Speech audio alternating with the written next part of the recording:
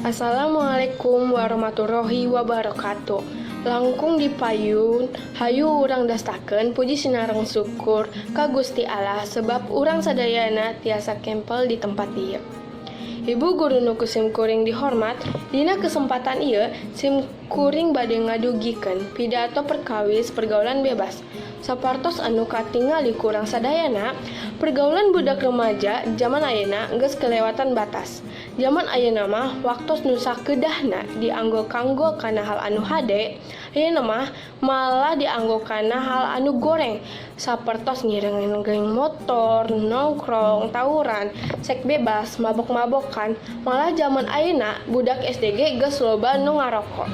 Hal eta teh disebabkan ku kurangna parhatosan ti kolot, salah gaul, kurang iman, atau bisa wae budakna anu susah diatur.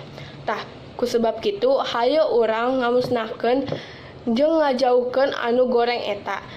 Cakep sakitu nu tiasa kapihatur, hapunten bilih aya kalepatan mugia urang sadaya tiasa ngalah hikmahna.